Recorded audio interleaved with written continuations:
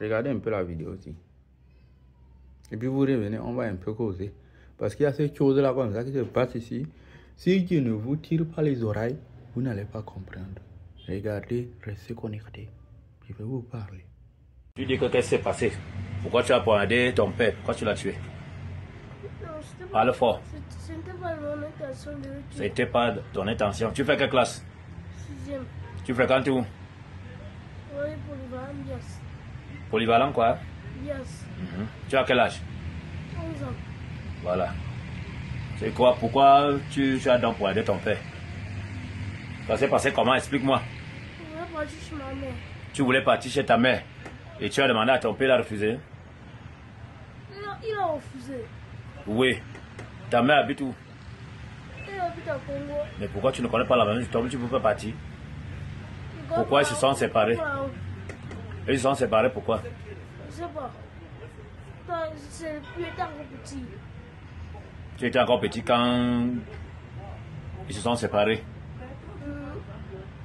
Ça s'est donc passé comment? Il était un mototaximan.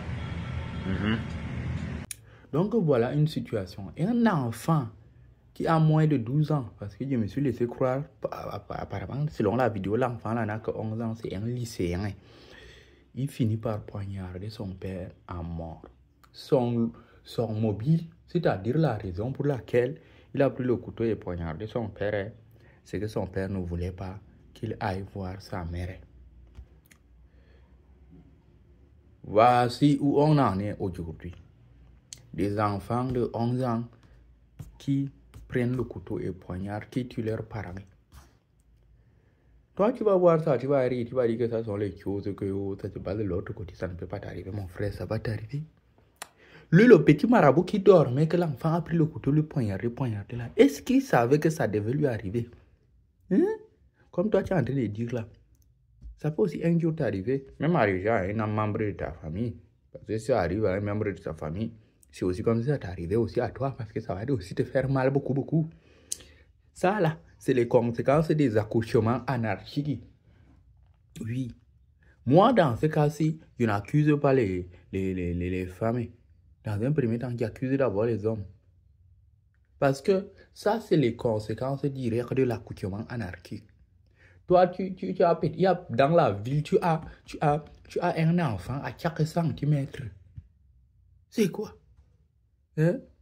Si tu as 10 enfants, c'est qu'il y a 11 mères différentes. Si tu as 7 enfants, c'est qu'il y a 12 mères différentes. Car à chaque fois que tu vois une femme, tu es obligé d'accoucher avec elle. Vous êtes là, draguez un peu ce que vous avez accouché. Vous avez accouché. Vous accouchez en désordre et vous êtes irresponsable par-dessus le marié.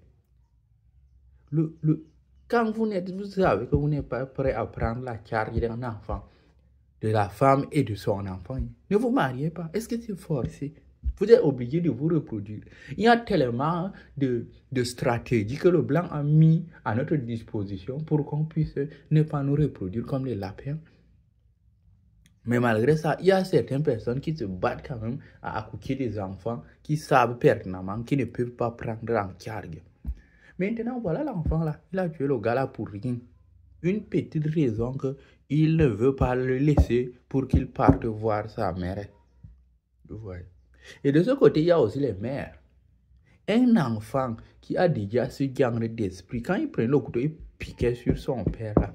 Il savait que le père là, quelque chose de mal devait l'arriver. Pourquoi il n'a pas attendu que le gars ait été réveillé pour prendre le couteau et le poignarder? Il devait sentir sa douleur, le gars devait le scandaliser jusqu'à ce que sa tête va toucher le plafond et son fesse toucher la dalle du sol. Ça là, ça c'est l'influence négative des mères. Oui.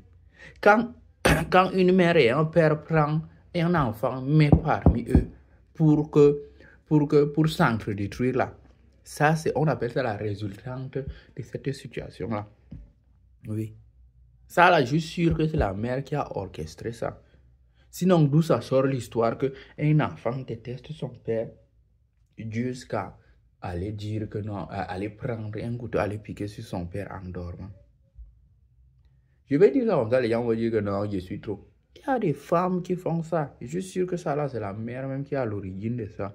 Lui a mis dans la tête de l'enfant que ton père est mauvais, ton père est ceci, ton père est cela. Il ne veut pas, il ne veut pas, il ne veut pas. Vous voyez? Il y a ces choses-là.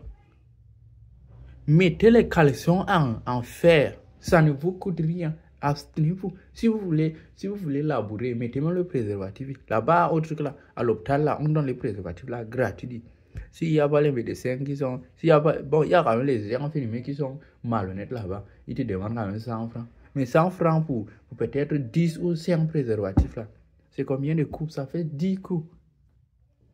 Ça ne vous coûte rien. Ça ne vous coûte rien. Évitez de mettre les choses bizarres comme ça dans la tête de vos enfants. La mère, là, elle pense maintenant qu'elle a fait quelque chose de bien alors que c'est faux. Elle a fait de son enfant un assassin. Moi, je vois l'enfant là, c'est un assassin puisqu'il a ôté une vie. Donc, à bon entendeur, bonsoir.